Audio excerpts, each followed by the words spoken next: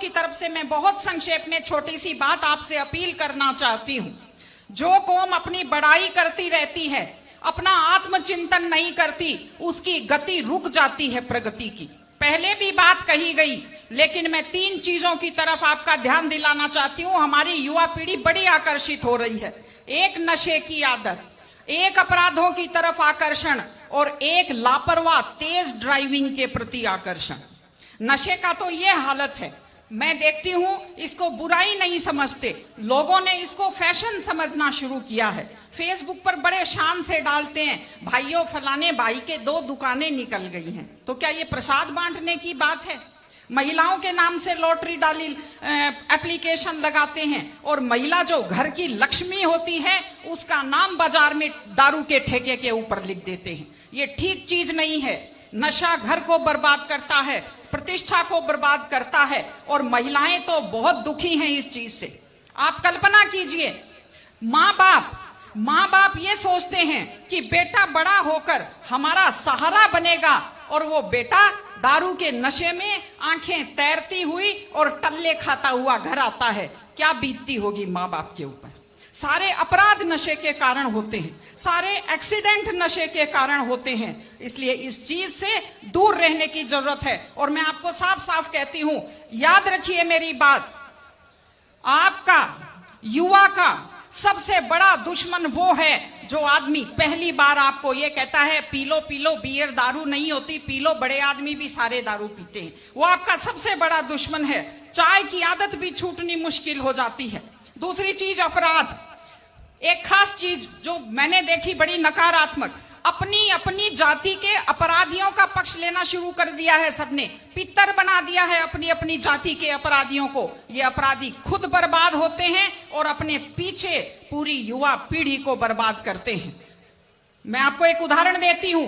एक ऐसे शख्स, एक ऐसे खिलाड़ी दिल्ली के, जिन्हें आज मेडल जीते हुए लोगों की गिनती में होना चाहिए था पहलवानी में, अपराध के कारण आज दिल्ली में जेल की सलाखों के पीछे बैठे हैं। ये हमारे लिए दुख की और शर्म की बात है। और तीसरी चीज, तेज ड्राइविंग। 1 लाख युवक, बाकी बड़े उम्र के लोग अलग हैं, 1 लाख युवक जान गंवाते हैं हर साल लापरवाह ड्राइविंग के कारण। आप सोचिए, 25 साल लगते हैं एक बच्चे को पालकर बड़ा करने में और 25 सेकंड में लापरवाह ड्राइविंग के कारण वो लाश में बदल जाता है। क्या बीतती होगी उस मां के ऊपर जो अपने जाते हुए बेटे की पीठ देखती है और आते हुए बेटे का मुंह नहीं देख पाती।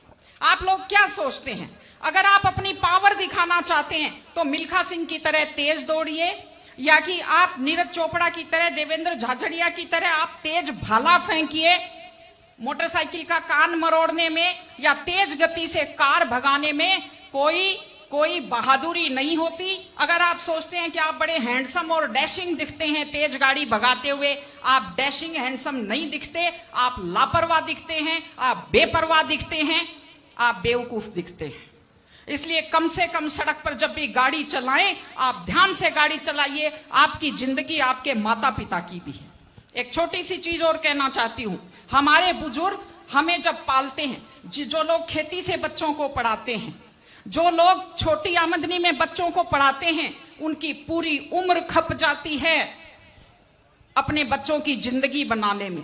और उसके बाद दुख का विषय है, बड़ा पीड़ादायक सीन मैं कई जगह देखती हूं कि एक माँ बाप मेहनत करते हुए हाथों में आइटन पड़ जाते हैं, एड़ियां फट जाती हैं, कपड़े मैले फट जाते हैं, और उसके बाद जब बेटे को पढ़ा लिखा कर तैयार करते हैं, उसके बाद पढ़ी लिखी बड़े घर की थोड़ी बेटी आ जाती है तो माँ बाप की तरफ ध्यान नहीं देते।